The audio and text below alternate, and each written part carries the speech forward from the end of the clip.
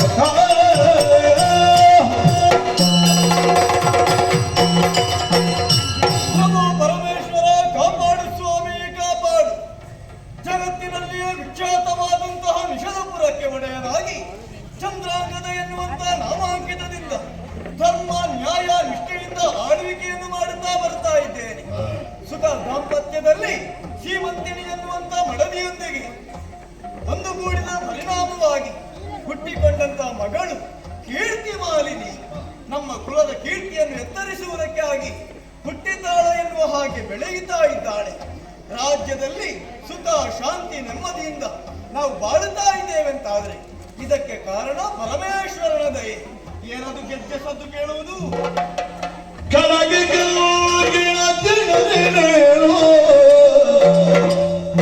ಬಡನನ್ನು ಬಳುಕಿಸಿ ನಾಚು ತೊಯ್ಯಣಿ ಬೆಡಗಿದೈ ಒಪ್ಪನಾಗಿ ಒಡಮಡಲುಟಲು ಹಿಡಿದಿತ್ತು ಮಗಳನ್ನು ಏನು ಬಂದೈ ಮಗಳಿ ನಿಧಾನದಿಂದಲೇ ಬೀಳುತ್ತೇ ಮಗಳಿ ಮಗಳಿ ಏನು ಬರುಣೆ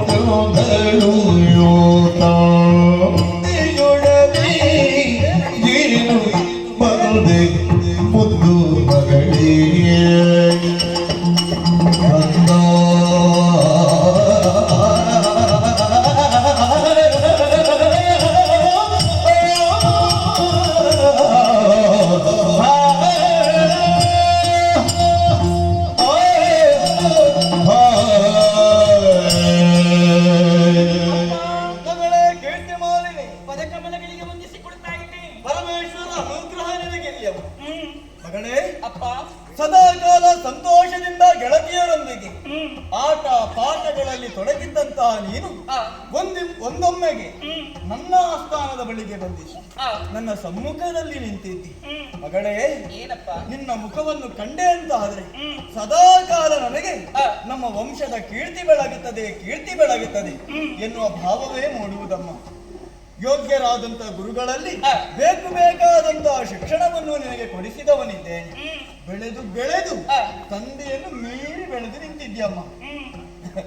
ಮಗಳೇ, ನೀನು ಬೆಳಗಿದ್ದು ಮಾತ್ರವಲ್ಲ, ಮತ್ತೆ ನಮ್ಮ ಪೂರ್ವಜರು ಮಾಡಿದಂತಹ ಯಾವೆಲ್ಲ ಕೀರ್ತಿಗಳುಂಟು ಅದು ಇನ್ನಷ್ಟು ಎತ್ತರಕ್ಕೇರಬೇಕು ಎನ್ನುವ ಆಶಾಭಾವವೇ ನನ್ನದು.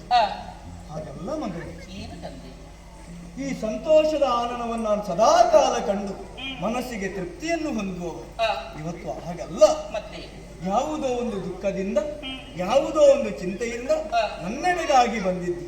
ಸದಾ ಕಾಲ ನಗುತ್ತಾ ಇದ್ದಂತ ನಿನ್ನ ಮುಖ ಇಂದು ಬಾಡಿ ಹೋಗಿದೆ. ಮಗಳೇ, ತಂದೆಯಾದವನ ಮುಂದೆ ಮಗಳಾದವಳು ಬಂದು ಈ ರೀತಿಯಾಗಿ ನಿಂತಳು ಅಂತಾದ್ರೆ ತಂದೆಗೆ ಮನೋವೇದನೆ ಆಗುತ್ತದಮ್ಮ. ಯಾಕಮ್ಮ, ಏನಾಯಿತು ಹೇಳು ನನ್ನ ವಿಚಾರವನ್ನೇ ಹೇಳಬೇಕೆ?